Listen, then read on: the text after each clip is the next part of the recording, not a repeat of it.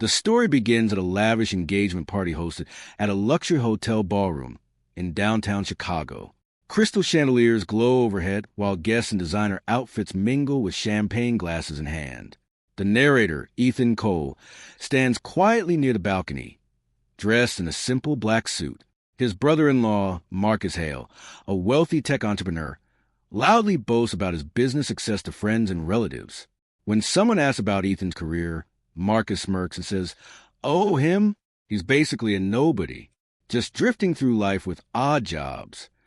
Laughter ripples through the crowd. Ethan feels the sting, but remains calm. His wife, Emily, looks embarrassed yet unsure how to defend him. No one in the room knows that Ethan spent 12 years in classified military operations. He left the service quietly after a mission that changed everything. He avoids attention, avoids praise, and avoids explaining his scars, both visible and hidden. But fate shifts when an unexpected guest arrives. A high-ranking military commander in full dress uniform. The room falls silent. Marcus continues mocking Ethan, unaware that the commander has just overheard everything. The tension thickens as the commander walks directly toward Ethan and salutes him in front of everyone. The commander, Colonel Richard Hayes, greets Ethan not as a nobody but as Captain Cole. Gasps fill the room. Marcus freezes mid-sip of his drink. Colonel Hayes announces that Ethan once led one of the most dangerous special operations units overseas. Flashbacks reveal Ethan's past. Covert rescue missions in hostile territories, extracting captured diplomats under heavy fire, and protecting his team at great personal risk. One mission in particular stands out, a classified operation where Ethan disobeyed direct orders to save civilian lives, earning him both commendation and controversy, instead of fame. He chose early retirement to protect sensitive information and shield his family from attention. Back at the party, Colonel Hayes explains that Ethan was awarded the Silver Star for bravery, though the ceremony was private due to security reasons. Emily's eyes fill with tears as she realizes the depth of her husband's sacrifice.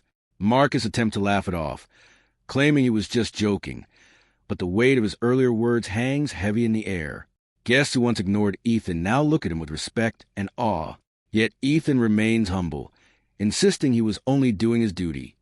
Embarrassed and desperate to regain control of the narrative, Marcus tries to shift attention back to himself. However, the guests are no longer listening. They surround Ethan, asking respectful questions about his service. Colonel Hayes shares a powerful story of how Ethan once carried an injured soldier miles through rough terrain to reach evacuation. The commander admits that without Ethan's leadership, several lives, including his own, might have been lost. Marcus's confidence crumbles. He begins to see that wealth and status cannot compete with courage and integrity. Emily confronts her brother, telling him that success isn't measured in bank accounts but in character. The tension between family members surfaces, revealing years of subtle disrespect Marcus had shown Ethan.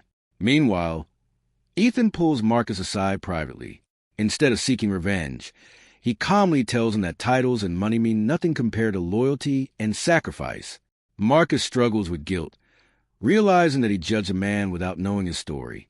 The party atmosphere transforms from glamorous celebration to a moment of deep reflection. I end the final act. Colonel Hayes formally presents Ethan with a commemorative medal replica, stating that heroes often walk among us unnoticed. The room erupts into applause, not out of spectacle, but genuine admiration.